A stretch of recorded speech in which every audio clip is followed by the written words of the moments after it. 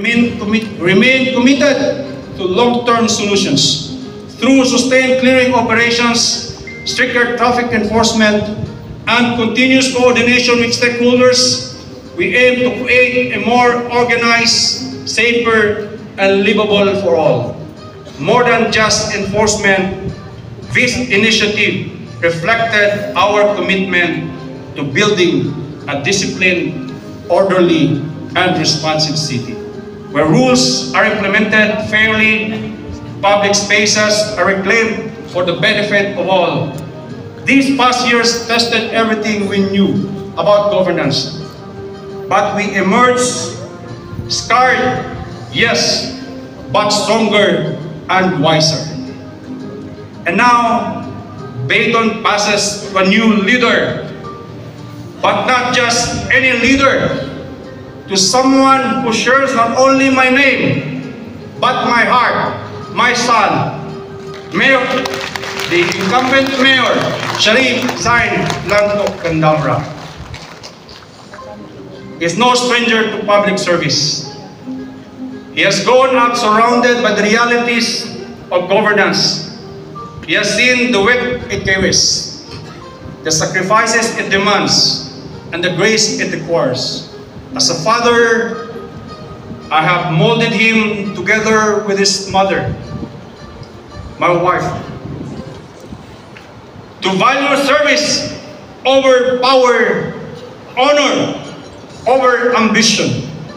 I've watched him develop his own convictions, build his own network, pursue his own path. And I can say to you, my beloved constituents, my friends, with full sincerity and faith, Marawi is in good hands. He is young, yes, but he is ready. He is driven not by entitlement, but by purpose. He is not here to replicate my leadership. He is here to elevate it, to build upon what we have started, and to lead Marawi into a new era of innovation, inclusivity, and unity. So kaysa isa na duty pinaka-importante ang kapagay sa pagyan kay nagtanong Islamic City of Marawi. To the newly elected officials, my fellow newly elected officials, my good friends from the Sangguniang Panglungsod, to our city councilors, our barangay partners who are here today, our department heads who are very supportive of me during my 9-year term as your mayor. I urge you to support our new mayor, not for his name, but for what he stands for. Work with him, guide him, and work with him. To our national agencies, school partners, media partners, non-government organizations, the civil society groups, continue to collaborate with us. Help us make Marawi not just a symbol of recovery, but a model of inclusive development in the Bangsamoro and beyond. To our partners in law enforcement and the military, thank you for your unwavering service.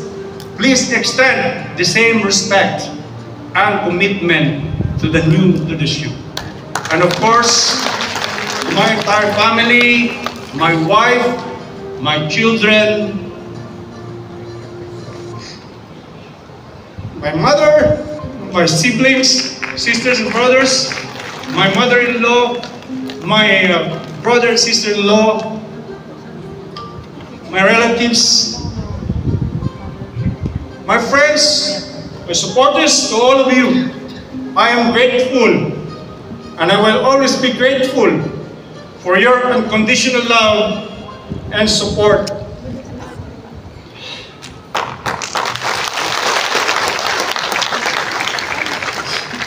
At this point, ladies and gentlemen, I would like to express my heartfelt gratitude to the dedicated public servant who has stood by my administration since day one.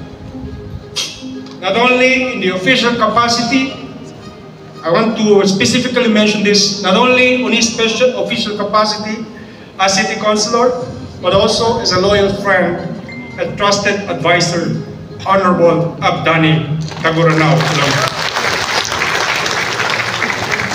He has represented me in numerous significant events with dignity and professionalism, and has played an instrumental role in the passage of so many key policies, resolutions, and ordinances in the Sangguniang Panlungsod that supported our vision for a better Marawi. His unwavering support, wise counsel, and steadfast commitment to public service have been invaluable throughout my years in office. For all that he has done for me, for this administration, and for the people of Marawi, I extend my sincere thanks and highest respect, Honorable Abdani Taguranao.